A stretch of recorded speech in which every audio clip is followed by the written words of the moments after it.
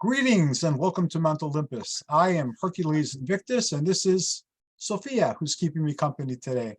I'm very honored to have with me my fellow theurgists, Brandy Williams, Apollonius, and Tony Mierzwicki, and we're going to be giving everyone a preview of things to come and very soon. So we will start with the only Brandy Williams, and you have a new show starting. It's right around the corner. Yes, right around the corner, Witchcraft and Theurgy. So I think the way I think about it is that Hercules, you are the producer and I'm the host, because it'll be an interview program. I'm lining up people to talk to about witchcraft and theurgy. And this came about because of our conversations about theurgy here in this group, where we talked about witchcraft, and I would talk to other people and say, you know what, witches do theurgy too. And there's kind of this sense that no, witchcraft is something different. I'm like, it's really not. we also work with the gods, and it's about how we work with the gods, and we can learn a lot from the ancients in understanding those techniques. So I'm very excited to do this conversation and sort of broaden it. And I have a great guest. My first guest in January is going to be Don Frew, who wrote the paper Gardnerian Wicca as Theurgic Descent, or Theurgic Ascent. So I'm very excited about that. Some of us were able to sit with Don at the Theurgicons when they were being held in the Bay Area. I'm sure an hour is not going to be enough. So the way it works is that Hercules records it and then posts a link, and I'll be posting a link to the page for it on my website, brandywilliamsauthor.com. So I'm very excited about that. And then and I'm also talking to other people. I'm talking to Jason Mankey, who just wrote a book about witchcraft and the Hellenistic gods, and we're negotiating a date. I think that some other people, I think Tony may be interviewing Astrea Taylor, who co-wrote the book with him. So yeah, I'm really excited. Astrea. Say it again. I'm interviewing her as a lead into your show, so it'll be a month before your show starts, so we can launch the topic. Great. Oh, that's exciting. Yeah. Llewellyn sent me a surprise box, so I did an unboxing video, and the last book in the box was that book, so I was very excited. And then yeah, I told Marcus that you planned on having the other author on the show, and oh, that's right. It was you who got the box. Yeah. Jason actually did an unboxing video too. Marcus sent him a whole bunch of books. I said, oh, that's a good idea. And the other thing I'm doing in 2023 is with Sisters of Seshat, I'm going to be doing an online version of the initiation ritual starting in January. So we're going to go winter online, and that will allow people who are women who are interested in undertaking the initiations, who don't happen to live within driving distance of me. It allows them entry into doing the work. And then in summer, the temple will reconvene and do our rituals in the park. We've been meeting in the park in the summers due to the current situation in the world. The pandemic is still ongoing. And I'm excited about that because now we have enough women in the temple who have been initiated that we have the full complement of officers who can do the initiation, who have been initiated themselves. So it's not a bootstrap any longer, which is really exciting. So that's moving forward, and you can go to the website sistersofseshat.com to get information about how to sign up for that. I'm going to do Zoom sessions for the online initiations. I'm not going to post them publicly. You have to sign up to do it. And there's a limit to the number of people, I think, who we can do it with. There are 3 of us who are being officers, so we're not going to have more than, say, 5 women undergoing the initiations. Awesome. And you also started new Zoom videos. I saw a few of them, and I shared them. So that's awesome, too. You know, I interviewed Dr. Megan Rose. Yes. Yeah, and I did that because she'd actually been undergoing a little bit of harassment, and I wanted to give her a chance to just kind of talk to the world. So I'm trying to find a date to sign her up for the show too, to talk about witchcraft and theurgy, and in particular entheos. She understands relationship to the deities in a love sort of loving connection, which is going to be a really fun conversation. So yeah, it was just a sort of one-off conversation. From then on, Hercules, I'm going to be sticking them on the show. Fantastic. And I continue to write. I don't talk about the works in progress until they finish, because sometimes they don't. Sometimes sometimes I'm like, oh, I get 15,000 words into it. I'm like, that's not good. That's not it. But I'm continuing to write. So I fully intend to have other books this year. Oh, fantastic. I'm greatly looking forward to it, and we'll do everything we can individually and collectively to promote your books. Yes. And your other Sure. projects as well. Everything you're doing is phenomenally exciting, and I've been following it as best I can. Oh, thank you. And for Tony's sake, I have a friend who follows us and wants to know what we're wearing. So I'm wearing teal today, Tony. It's between green and blue in honor of Friday. Venus Day. I'm wearing blue, You're wearing so blue. I'm Yeah. pretty boring. There you go, Hercules. But I love your compromise. Yeah. You're wearing blue too, Apollonius. Are you following this planetary custom as well? No, it's fortuitous. Yeah, I wear colors sometimes, but not very often. Usually I'm wearing the same type of thing, either black or like a white type of top and cargo pants.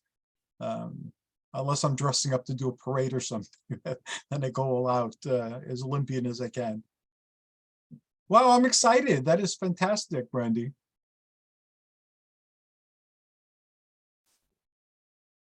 And now we go to Apollonius, who has written yet another book. And like his other books, it's phenomenally scholarly. And I know I got a link. I haven't been able to budget time to read it yet, but I'm looking forward to reading it. And I'm looking forward to having one to put on my THEURGY shelf. Well, great, thank you, and greetings to everybody again. Yeah, it's a translation. So except for some introduction I wrote, and I actually, it was interesting, Brandy's remark about not telling anyone about works in progress. There's another theory, which is you tell as many people as possible, and then you feel kind of compelled to to finish. So this is an example of a translation I did about 15 years ago of a short text. It's called the Tablet of Kebes, or Cebes, as some people would say, or Cebes tablet, or all sorts of other ways of saying it. And I translated it from the Greek about 15 years ago, and I started writing a commentary on it. And, it got put aside because there were other things that I was doing instead.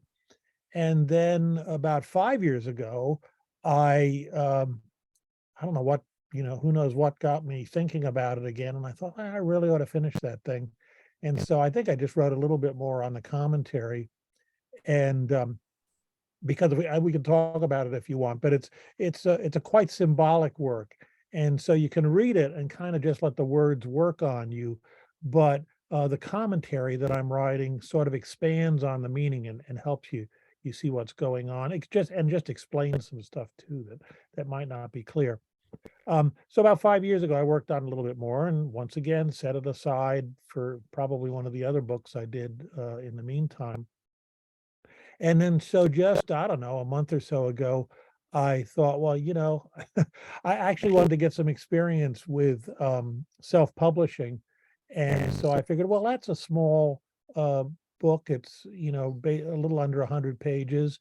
And but on the other hand, it's kind of complicated because it has a lot of color pictures. And I thought, well, I'll kind of use this as an experiment to see how all of this stuff works. And because I've never done any self-publishing, and so I had to finish it up. So I didn't actually, it doesn't include the commentary, it's just the text, the ancient text of the Tablet of Kebes. And I had to finish up one of the illustrations and just do some proofreading and stuff like that. And so that's what I've done, and it's available now on Amazon. I published it through Amazon, and I'm quite pleased with it. I think it came out looking pretty decent, and it's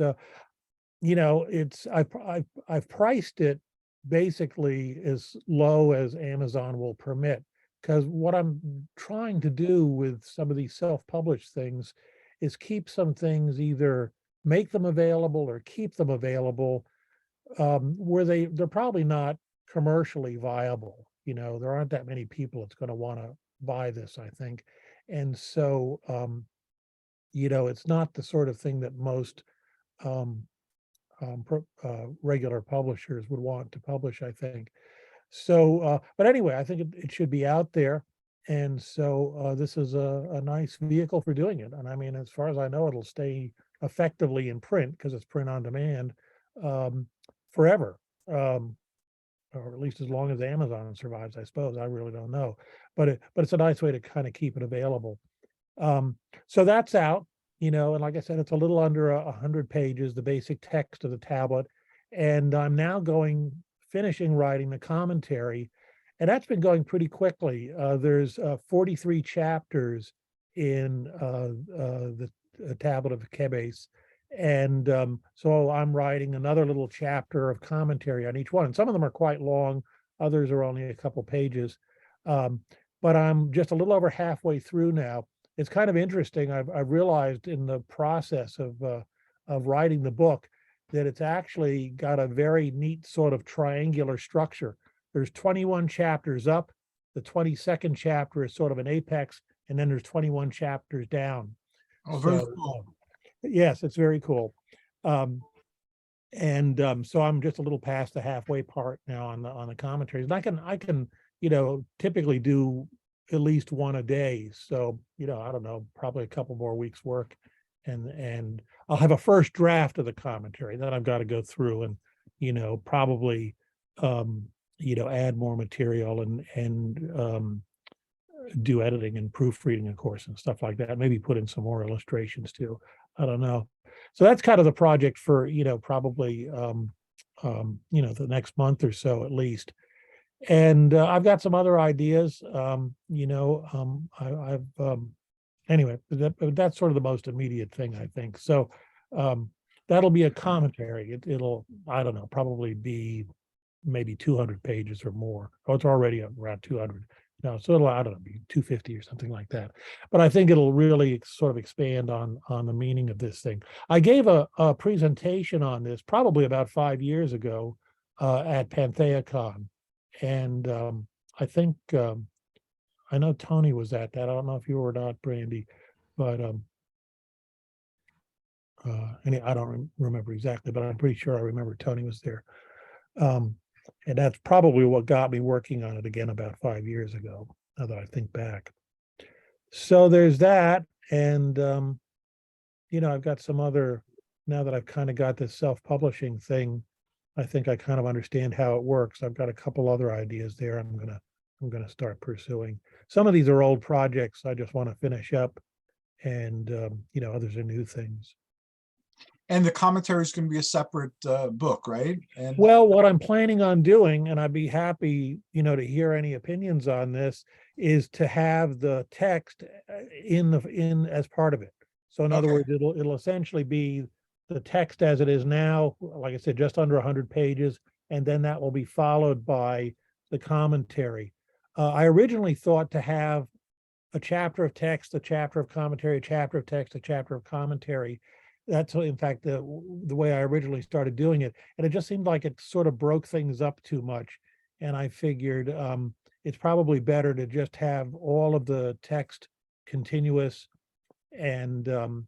and then all of the commentary. And I suggest you might have to do some flipping back and forth, which is probably true.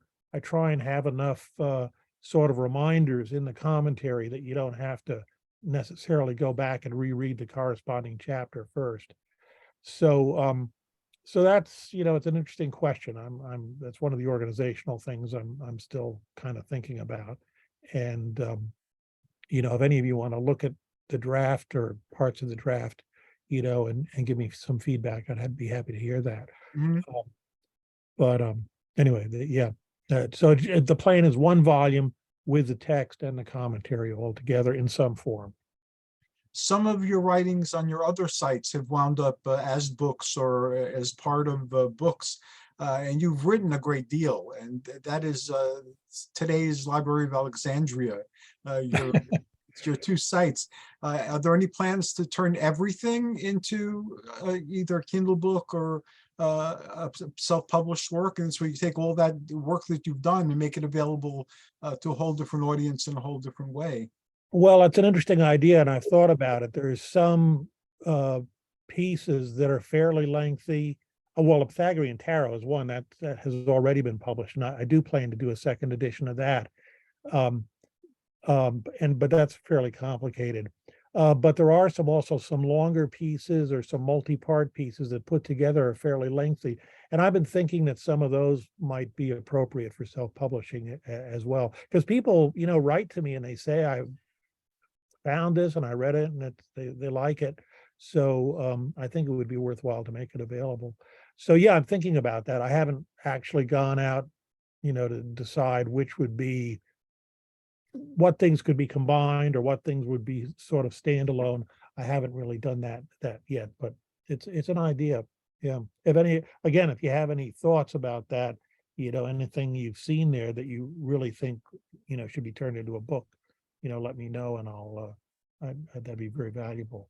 Okay, awesome. Thank you. Wow, I don't know. I don't know what to say. This is like so monumental. I thank you for doing this, Apollonius. You've contributed so much. It's my way of trying to, I don't, do YouTube videos much and there's not too many opportunities for speaking right now. So it's kind of my way of being able to try and get stuff out there. Well, you are with people who are making YouTube videos. So anytime you want to be on a YouTube video, I don't think anybody here would mind. In fact, we'd be thrilled to have you on there. So if you decide to go that route, it's open to you. We're making a YouTube video right now. Well, that's true. Yeah, and I'm certainly willing to do it. I'm happy to do it. So I'm generally my time's available now. So. Oh, fantastic. Tony, you are evolving your show. Your show's evolved a lot already. It started with you and I having conversations, and then it evolved into us having conversations occasionally, but mostly you have conversations with a wide variety of guests. And although your focus is Hellenismos, your conversations go well beyond Hellenismos. So you have any dreams for 2023? I basically wanted to keep up what I have been doing, and as you pointed out, the show started off with just you and me chatting away. So typically I would write a blog about what I wanted to talk about, and then we'd actually have a chat online about it. And then you started pushing me towards doing interviews, and so for the last year and a half or so, I've had a number of fascinating people on the show, and the format that I've adopted is that I would do a book review of whatever book they had out at the time, and then I would get them on the show and interview them. So pretty well everyone who I've asked on the show has come on, but I have had 3 people who've ghosted me for reasons which I don't fully understand. So I'm not sure exactly what the first interview was, but just going back to February of last year, I was fortunate to have had Sarah Mastros, who wrote the Orphic Hymns Grimoire. So it's yet another translation of the Orphic Hymns. I had her on the show, and she was absolutely fascinating. And then the following month in March, I had Kamaust, your friend, the New York City magician. Had him talking about his life and his path. And then the following month, it was back to you and me chatting. I wrote a blog about the benefits of volunteering as a way of dealing with depression. I think mental health is something that's particularly important in society, and that's something that was exacerbated by the COVID shutdowns. Then in May 2021, I had Yesh Matthews on, who chatted about Aphrodite, Hecate, and Gaia. The following month, I had Brandy Williams chatting about cord magic. It's always a pleasure talking to her, because she's such an incredible magician. So then, and then the same month, you actually did an interview with me about my path, which was interesting. I didn't think anyone would be particularly interested about my path, but still it was nice to have a bit of a chat about it. Then the following month, I had Apollonius on, so we chatted about his book, The Wisdom of Hypatia, and also his book, The Oracles of Apollo. The following month, I had Dr. Jan Pepler on, who chatted about Aphrodite. Then I had Denny Sargent, who talked about werewolf magic, authentic, practical lycanthropy. Then it was back to Dr. Jan Pepler again, chatting about Demeter and Persephone. And then you and I chatted about the planetary powers. Then there was then the following month we talked about Greek vampire legends. Mhm. I think you're pretty well the only expert out there on Greek vampires. So you were the absolute perfect person to interview.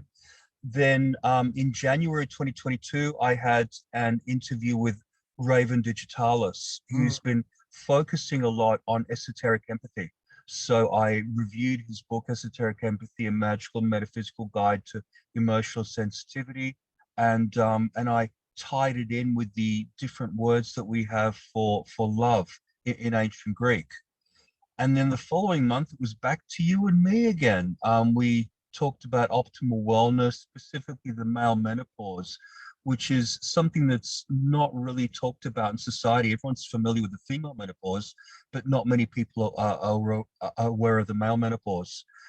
And then it was you and me again the following month. We talked about different ways of venerating the Hellenic deities. So we talked about Hellenic Reconstructionism, Hellenic Wicca, Greek folk magic, and ceremonial magic. Then the following month, you and I chatted about Atlantis.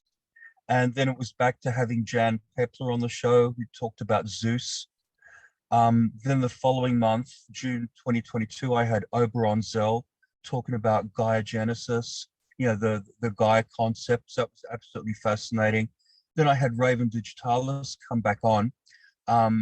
He had put out an oracle deck called the Empath's Oracle. So it just felt like a natural continuation to have a chat to him. Then there was Star and Ravenhawk. We talked about the disruption of her event called Witches Fest in New York City by a group of fanatical evangelical Christians who did their best to disrupt the whole thing. Then I had Apollonius on the show again. We talked about Plethon. And then September, I had Brandy having a chat. We chatted about For the Love of the Gods. And then you and I chatted about elemental tools. And this month, I'm going to have an interview with a fascinating gentleman called Spectre Baal, who's a ceremonial magician. And he has a whole lot of YouTube videos up.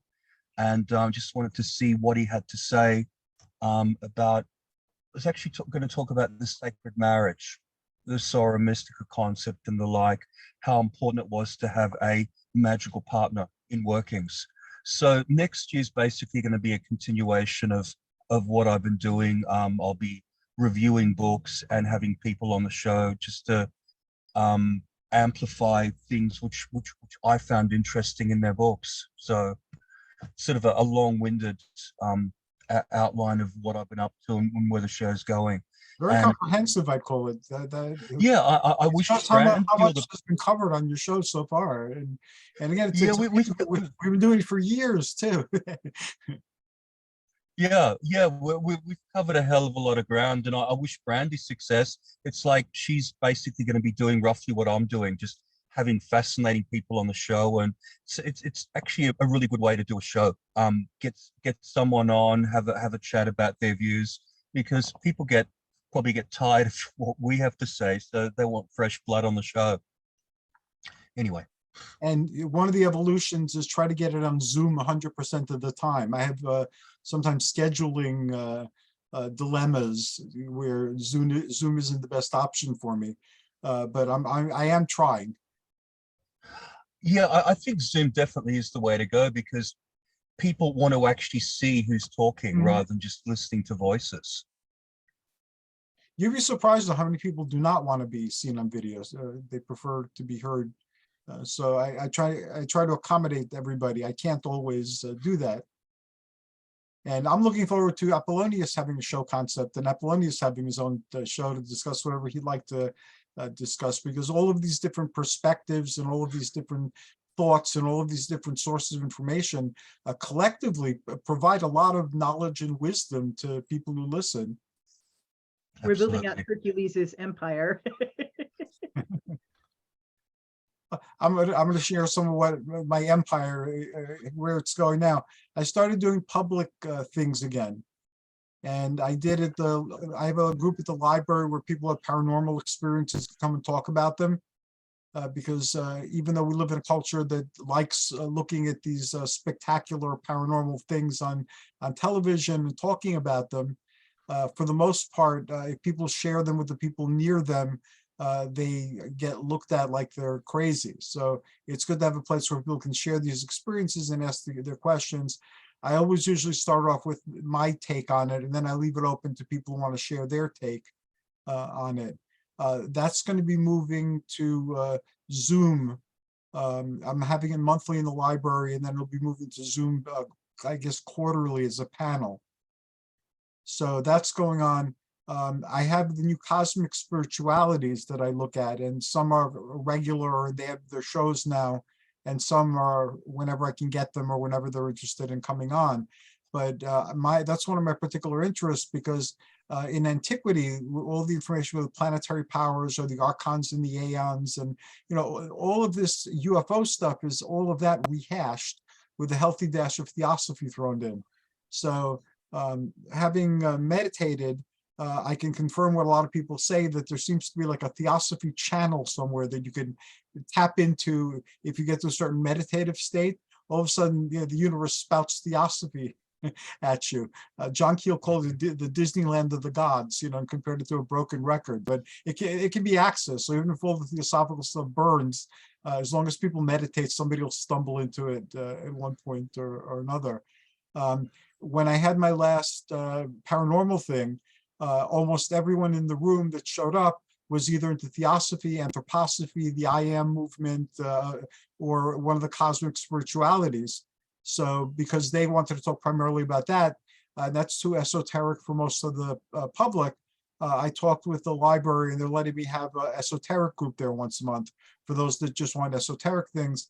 And the first project is going to be to attack the curse of Babel and get everybody speaking the same language, because it's like, what is the ether? Is the ether the anima mundi? Is the ether like a fiery, subtle substance, with Hyperion and Thea up in the upper atmosphere? A lot of times the same words are used in different ways. Like the astral plane, to me, that's the imagination. It's where you go, where you dream. It's where you go when you do certain types of meditation, but other people have other ideas about it. So the first thing is going to be talking about these different realms or dimensions or vibrations to get to, like a common understanding, so that we're at least familiar with what terms are used and what the explanations are. And then also to use the theosophical framework, which is more universal and more adopted without being credited for being adopted. So that's kind of like my first project with that. And I want to, on a podcast most probably, while we're doing that, approach Gnosticism and their very negative view of the archons. In Gnosticism, this is leaked into the UFO movement. The archons are out to get you, like God is out to get you. So everybody's out to get you, and these are other beings, and they compare them to malicious robots who are out there to get you. And through my personal experiences and some of my reading, I don't think that's what archons are. Archons are teachers, and each has a different sphere of activity. And the legends help you by showing you not only what to do, but what not to do if you're in that particular sphere of activity. What can happen that's not exactly positive, because it's an instruction rather than like do this. It's more think about this. Look what happened here when somebody did this. So that's the larger picture, and eventually I plan on merging them in some way. But now I have the podcast. I have different places in my community where they're fine with me holding these talks. I seem to be a safe person to be talking about these things because I'm part of the parades. I greet new businesses, and we cut the ribbon, and I bless Tenafly in the name of Mount Olympus once a year. So nobody seems to react in a negative way collectively. I occasionally get people who will complain or mutter about it. One person kept telling people that I wasn't a real person. So that took a while to get through, but so they seem to embrace my talking about these things. And the town historian actually gave me their X-Files, all their strange stories that nobody's been able to solve. So I have these X-Files, and nearby towns who heard about it offered to share these with me. Unfortunately, the pandemic came when this was going on, so now I need to contact everybody again and do this again. But I think it's really great because the mythical is still alive, not only in our popular culture, but in our living folklore. It's in our UFO experiences, ghost experiences, and so forth. And that's a living part of theurgy, or at least Olympian shamanism, in my estimation. So I just want to get that out there. So you're welcome to play if you like with any of the stuff. If you need guests, I'll have plenty of guests that if you guys would like to speak with them, you can tap into them and access them as well. And also I want to promote us better. Right now on I had an account. I had a problem with Facebook and I had to start a new account. The new account has like 780 people or something in it. The old account has nearly 5,000. So it's not a phenomenally large number, but I think it's a respectable amount, a number of people to be able to tell about things. And some of these people share it, and so it goes into their networks as well. So anything you guys are doing that I become aware of, I put THEURGY alert, and then I put your names and a link to your Facebook page, and then I'll put a link to whatever it is that you shared. And thank you for those who've taken advantage of this, because again, like Tony, I feel, okay, my experiences might be interesting, but nobody wants to listen to my experiences for a very long period of time. So yeah, it's better to get other voices and things. So if you're doing anything that helps spread this knowledge information, please share it with me. I'd be more than happy to share it with my network.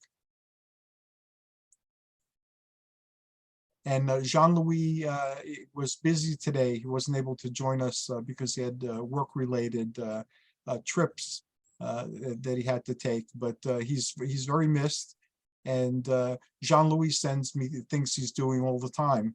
So I'm very grateful for that, because at least I get to see all the wonderful things that that he's been doing.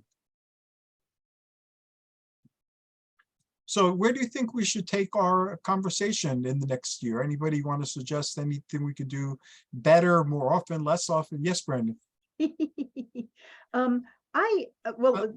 We have other people who have occasionally joined us, Patrick Nunn, and I Yes. was thinking maybe we could gang up on Patrick and make him come again. But it would be lovely to talk to him again. But I was also thinking that there are people who are sort of entering into this core conversation, like we're doing an anthology, and Cleo Ijana is going to join. So I would love to invite her. Also, Sarah Mastros sounds like a good candidate to invite onto the panel, and that would add 2 additional women.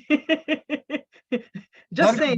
That'd be yeah, and 1 woman of color. So that would be awesome. I think adding more people to the panel would be a really good idea. And then we can, like you said, get new voices and new ideas about how to talk about things. And we could, with more people, we'll expand the time to maybe an hour and a half. This way, everybody has a chance to, to speak and to share their mind. I like that idea. Apollonius, what do you feel about that? Do you have anybody you'd like to suggest to join our panel? I'm not sure I have any right off the top of my head, but those were certainly good suggestions that Brandy had. I mean, Don Frew would be another good one. You already have had him or have him scheduled.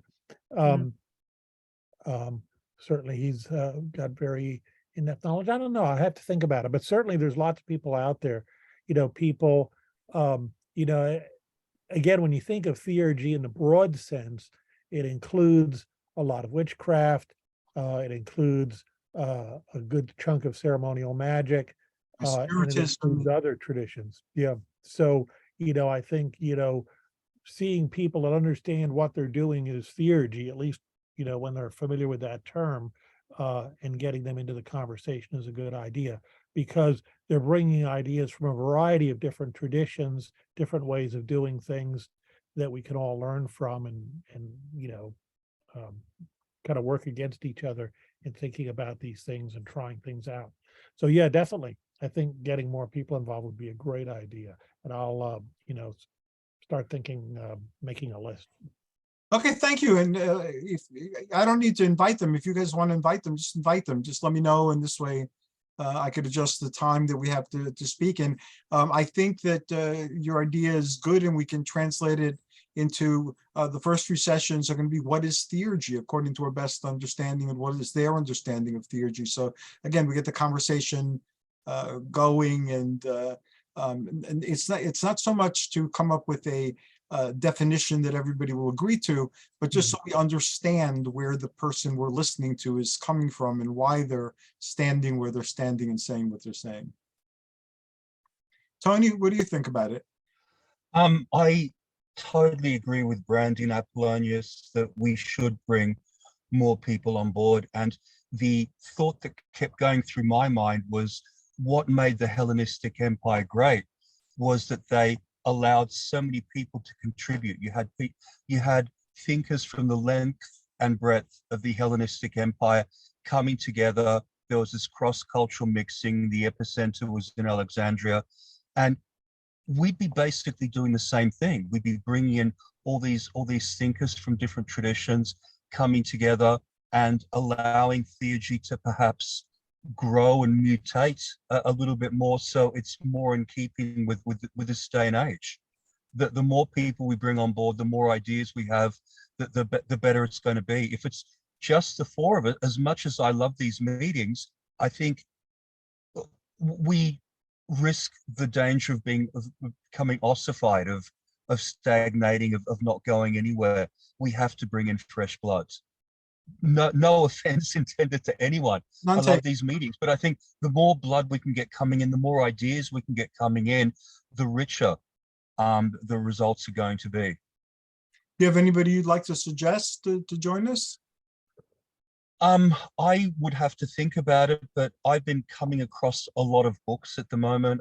Llewellyn actually sent me a book by a woman I wasn't familiar with, and she actually presents 7 goddesses who were venerated in the Hellenistic world. That's common. And I just flipped through the book really quickly, so I'm going to be reviewing it. Might see if I can get her onto the show as well. But she's obviously working with the same sort of goddesses that we're working with. So again, she might be a good person. Yeah, I put an interview request in already, in a review request. So Kat just contact me that the information is coming soon. So this way I can email the author and have a chance to look through the material and see what's out there, what people are saying about it. Okay, so we're all in agreement pretty much. Yes, Tony?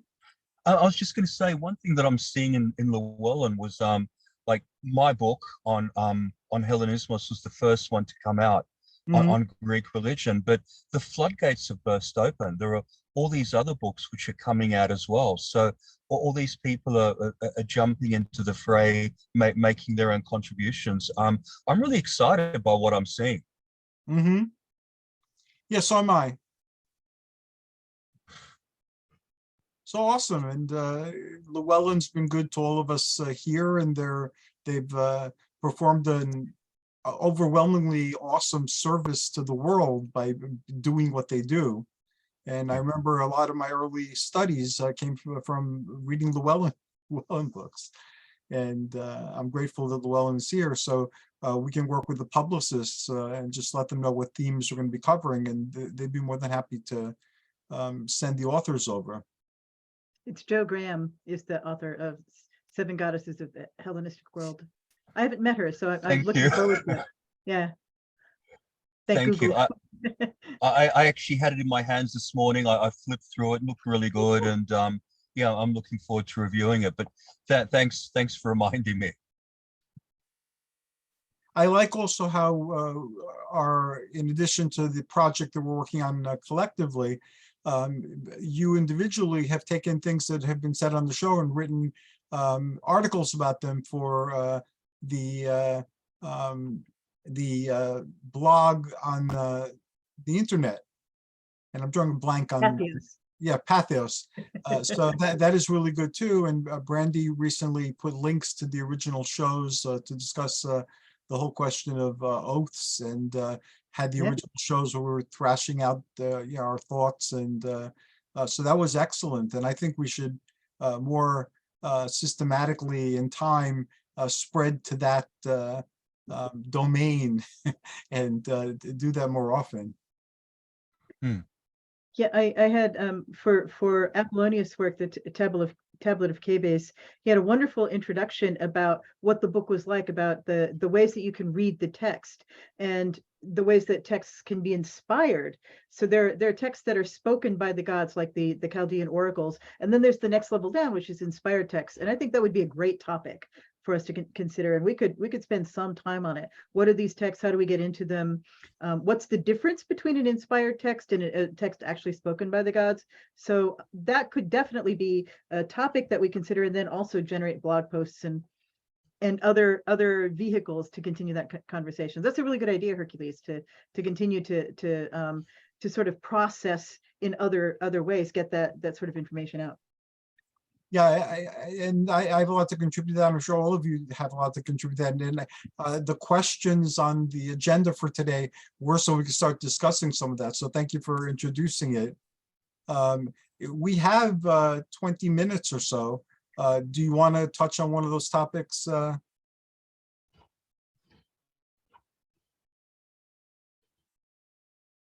No? You'll have to pick a person. Okay, we'll start with Brandy since these were her questions. No, I would. I want to talk about Apollonius's book at length, but we'll do that probably. Okay. We'll get you on shows and do it. But yeah, there was this specific idea that the deity the muse and the deity can inspire work, and that there are levels that it can be understood on. And I had always kind of struggled with this idea that when I write something, sometimes I know it's my reason that's writing, and then sometimes I know that there's another presence there. And there's this sense of like, do I call that out? Do I sound like kind of like I'm bragging if I go, oh, hey, the God is talking to me, you know? On the other hand, I don't want to credit myself reason for this, because I know that it's not me talking. So there's a lot of like stuff around how that kind of conversation happens. But I think it's a really great conversation to have as theurgists who are all writers, who are writing together. You know, how do we interact with the gods having these conversations? And I'll say one more thing too. When I did interview Dr. Megan Rose, and she talked about the idea of invoking the spirit of a book as a daimon, as the book is also bringing itself into existence. So there's this sense that we have a number of ways that as theurgists we can interact with the text as we are writing it. And I think it's a really interesting conversation. And I want to just call out Apollonius again, because Apollonius, every time you do one of these little essays, it's just a little gem that illuminates the ancient world and gets us going about how we can bring those things into our everyday lives. So I'm like, oh, you did it again. So thank you for that. And that's a good point. And there are some mundane examples. Conan the Barbarian came to be written. Robert E. Howard, the author, was going through a time of creative flux. You know, nothing was inspiring him at all. And then one day, out of the blue, he saw Conan physically threaten him with a sword and dictate several stories. So he wrote the stories down, polished them, send them out, and that started the entry of Conan the Barbarian. Tarzan has long outlived his creator. Sherlock Holmes has long outlived his creator. And there are tons and tons of examples where a product of the mind took on a life of its own and became even greater than the person who anchored him into this reality. Well, I'm hoping my book doesn't threaten me into its existence. That's a great image. Write me or else. Yeah. Pain or else, and he held Yeah. a sword and threatened old Robert E. Howard. But But in addition to that that's- comment, maybe it's a question to Apollonius. I mean, the tablet of Cabes had that characteristic. Do you have other texts in mind that are also are able to be interpreted with these levels of interpretation? Yeah, well, I actually mentioned several of them in the introduction. I mean, traditionally, the Homeric epics were viewed that way. Virgil's Aeneid was viewed that way. Hesiod, Works and Days, and the Theogony were viewed that way. So, and in fact, all of those, the poet explicitly invokes the muse at the beginning. Now, people say, oh, well, that's just kind of a poetic gesture, but no, I think it was, and it certainly was viewed that way, that was the last stage essentially of a prayer to the god, to the muse, to say, okay, now I'm ready to start writing, give me that inspiration. And of course, he didn't write any of those things all at one go, but it still stands there as kind of both a dedication to the deity that inspired it, and I think these things are very literally inspired by the muse, some god or goddess, or if not the muses themselves. Virgil's Aeneid is viewed very much the same way. Later, Neoplatonists viewed Plato's dialogues as being divinely inspired, as being just filled with meaning beyond sort of the surface meaning. And in fact, Iamblichus, when he defined the Pythagorean curriculum, with a specific order for reading Plato's studying, being inspired by Plato's dialogues, the particular topics that they addressed are often not what the dialogue is explicitly addressing. So in other words, they saw a much deeper meaning in the dialogues than what on the surface it seemed to be. Most of us would assume it was about. So those are the ones that come to mind immediately. The same kind of approaches were used also, of course, with the Bible. This even gets into Kabbalah and things like that as well, where you're actually interpreting the letters, But yeah, many, I think, there's a notion that in the ancient world, especially, that true poetry is inspired. I mean, in a sense, if it's not inspired, it's not true poetry. It's, it's versification, or just, not to make it sound too bad, but sort of hack writing. That the good stuff is stuff that in fact comes from the gods, and we are just the vehicles in some sense of doing that. Now, as you suggested, and as Hercules suggested, there's different ways you can be the vehicle. Being just sort of a channel where you may literally be not conscious of what you're writing is one extreme. I think there's a more of a middle ground where we're exercising our skill as a writer or as a poet, whatever it may be, or a musician, but nevertheless it's inspired. We're the energy, so to speak, is coming from somewhere else, and a lot of the insights and ideas may be coming from somewhere else, and a lot of the symbolism and things like that may be coming from somewhere else, and we're just sort of managing that process. I mean, one way I like to think of it is sailing. You've got the wind and you've got the water, and how you go depends on how you steer the ship and how you set the sails and so on. But nevertheless, the force and the direction are coming from outside.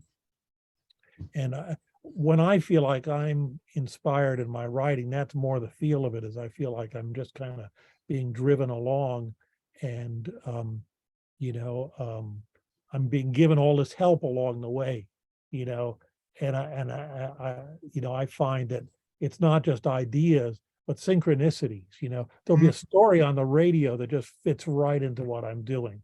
Or, the classic book that falls off the shelf that's just exactly what you want. Or somebody sends an email that's just exactly what you need. And it gives you an insight that ties all of these things together you weren't able to tie together before. So that when things like that are happening, that's when I feel like, that I'm inspired by the muses, or and of course that's ideally what we should seek. And I think there was a one of my mentors who wrote a number of books, said only write when you're inspired, but your task then is to be inspired on a regular basis. And we kind of know how to do that, because that is a theurgical process, right? And so we have some, not necessarily 100% reliable, but we got some tools to try and do that. So I don't know. That's kind of my thoughts on this business, Brandy. Do you feel that way? I mean, sometimes, like, well, you said you did, that you feel like you're just being sort of there's a channel, not an empty channel or not a clear channel, but that there's an extra source of energy and ideas coming in from elsewhere. Yeah, I've done 2 pieces on Babylon, who's a thelemic deity, one of which was like writing sort of inspired, and then one of which was really channeled, like she spoke. I recorded it, and people say that's not your voice. I'm like, yep, you're right, that's not my voice. But also the future of magic, this piece I did for Llewellyn's complete book of ceremonial magic, which you all Yes. got a chance to look at before it went out. And the experience of writing that piece was very much that I had an idea, and then I just saw a scene and I wrote that. And then I would take and go, okay, here's some explanation of that. And then I get the next piece and it'd be like, whoa. I mean, I was really surprised when this next piece came along. So it felt very much like the piece was unfolding. And as it unfolded, it was also meant to be an initiation. It was something that the editor, Milo Duquette, said, read this in a meditative state because it's a hermetic text. The reading of it itself is the initiation, and in my case, the writing of itself was the initiation. And it was a little spooky too. I think I said in the piece that when the future looks grim, uncertainty is a blessing. And then my husband got diagnosed with ALS, and I understood exactly what that meant. I'm like, yeah. Oh, okay, that was a prognostication, right? So it was a very interesting experience, but it's also, I sit and I write every day. But that experience does not always happen. So you were saying that we have ways to make that happen. Do you have techniques besides just sitting and writing that get that inspiration going?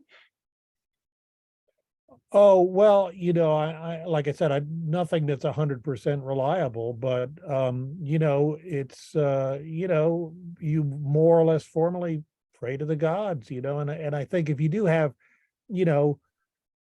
ritual that you can do that you have found to help, whether it's, burning incense or using your special magical pen, or a particular desk that seems to be. I remember actually Richard Feynman, the physicist, and he got the Nobel Prize basically for solving the hydrogen atom. And he said, I remember at an interview one time many years ago, he said, ever since that time, I get that same yellow legal pad and the same pencil, and but it just doesn't work the same. But I mean, those are the sorts of things that we can do, is whether it's whatever sort of rituals tend to work. I think we should notice them and make use of them. But again, it's not going to be 100% of the time, and those are the times when you do more mundane stuff, proofreading, planning, stuff like that, maybe not the actual writing. Well, Megan had this process of invoking the daimon specifically, and now when you mentioned that, I said, yeah, what I do is I have a necklace. When I'm going to write the specific thing I'm writing, I invoke the daimon, and I've actually got an invocation at the top of the manuscript, and then I put the necklace on, and the necklace has the sovereign remedy of preventing me from rat holing into research. which happens like a lot. Like, oh, I really want to know more about that. But the necklace brings me back and goes, focus on this thing, and it actually gets the writing done. So, Yeah, you know, yeah. so that's what I'm doing now. No, that's perfect. That's great. And I really want to, Tony hasn't talked for a while. What do you hear, Tony? We actually had a very similar discussion a year or two ago, and up until that time, my attitude towards channeled writings was much the same as Donald Michael Craig's, that millions of words have been written and they're pretty well worthless. But then Apollonius pointed out that every religion was actually started by channeled writings. And so it gave me a totally different way of looking at things. I can't channel stuff like for long periods of time, but one thing that works for me is just going off on a walk. When my dog was alive, I'd go off on long walks, and every once in a while I'd get like a little flash of insight. So I was able to incorporate that into some of my writing. So I wouldn't have a full chapter which was channeled, but I'd have little insights here and there that weren't mine, that they'd come from without. But everyone's got their own technique. That's just something that has worked for me over the years. Awesome. Unfortunately, we have like 4 more minutes till 10, and I know that you guys normally need to go. Do you want this conversation to continue in our next forum? I'm sure we'll have what's happening in 2023 on our agenda in January as our plans start firming up, right? And hopefully new people. Yes, definitely. Okay, so we'll Yeah. aim for new people. We'll start with what is theurgy, and we will continue this conversation as often as we possibly can because it's important. In the last time we talked about this, I shared some of the things that were directly stated. And I'm not going to go into all of them right now, but one of them was you already are that which you most wish to be. That was directly said. And then the other ones were to the effect that you already have all the skills you need to accomplish anything you want. And then all you have to do is decide what you want. And I found that those sentences were profound, and they've helped me out of getting stuck creatively in very many ways, because I'm not striving for something. I'm there already. Now it's just, what do I need to bring into the world? And I'm already there. This won't help me get there. Are there any last words anybody would like to leave, and any contact information, any reminders of what's up ahead? We'll start with Tony. We'll go backwards. Best way to get in contact with me is through Facebook, either my personal page or my author page. I also have a blog through Patheos called Holistic Spirituality. Thank you so very much. Brandy Williams. BrandyWilliamsAuthor.com on Facebook and Instagram. Brandy Williams Author. BrandyWilliamsAuthor.com is my website, and I have a Patheos blog, Star and Snake. Thank you very much. Apollonius. Best way is opsopaeus.com, opsopaeus.com, or wisdomofhypatia.com, or John Opsopaeus. I'm also on Facebook. Thank you very much. I looked forward to this. It did not disappoint at all. I enjoyed the conversation very much. I'm going to start missing you already for next time. And I look forward to our next conversation.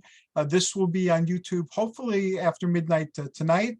And to all who are listening, until next time, this is us wishing you joyous journeys and amazing adventures and very happy holidays, whatever you happen to be celebrating. Thank you again, fellow theurgists. Have a wonderful holiday. Thank you. Hold on. Bye. And I don't know how to sign out. They changed. End meeting for now. It's not that. It's set up your calendar. Oh. The end meeting button is that now. Don't forget to save the video. Yeah, it saves automatically when you sign out. Usually you put your cursor on the bottom of the screen and it will show up. There's a red button. Okay. Mine says leave. Yours will say Yeah. end meeting call. Mine said leave when we started the meeting, and now it says this.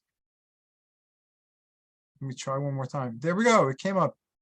Thank you again for your patience. Bye. Bye.